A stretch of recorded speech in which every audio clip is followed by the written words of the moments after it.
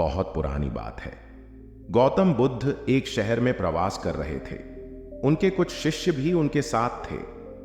उनके शिष्य एक दिन शहर में घूमने निकले तो उस शहर के लोगों ने उन्हें बहुत बुरा भला कहा। शिष्यों को बहुत बुरा लगा और वे वापस लौट गए। गौतम बुद्ध ने जब देखा कि उनके सभी शिष्य बहुत क्रोध में दिख रहे हैं तो उन्होंने पूछा, क्या बात है, आप सभी इतने तनाव में क्यों दिख रहे हैं? तभी एक शिष्य क्रोध में बोला, हमें यहां से तुरंत प्रस्थान करना चाहिए। जब हम बाहर शहर में घूमने गए तो यहां के लोगों ने बिना वजह हमें बहुत बुरा भला कहा। जहां हमारा सम्मान न हो वहां हमें एक पल भी नहीं रहना चाहिए। यहां के लोग सिर्फ दुर्व्यवहार के सिवा कुछ जानते ही नहीं हैं। गौतम बुद्ध ने मुस्कुराकर कहा, क्या किसी और जगह पर तुम सद्व्यवहार की अपेक्षा रखते हो? दूसरा शिष्य बोला, इस शहर से तो भले लोग ही होंगे। तब गौतम बुद्ध बोले, किसी जगह को सिर्फ इसलिए छोड़ देना गलत होगा कि वहां के लोग दुर्व्यवहार करते हैं।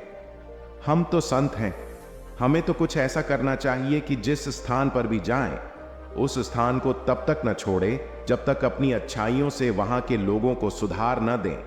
हम जिस भी स्थान पर जाएं, वहां के लोगों का कुछ न कुछ भला करके ही वापस लौटें।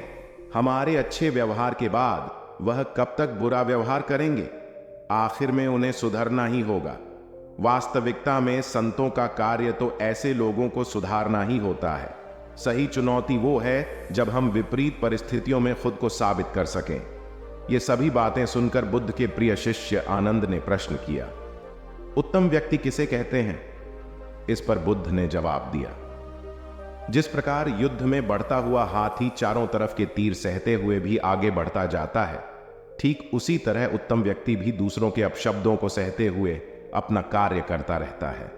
खुद को वश में करने वाले प्राणी से उत्तम कोई और नहीं हो सकता। गौतम बुद्ध की बात शिष्यों को अच्छी तरह से समझ में आ गई और उन्होंने वहां से जाने का इरादा त्याग दिया।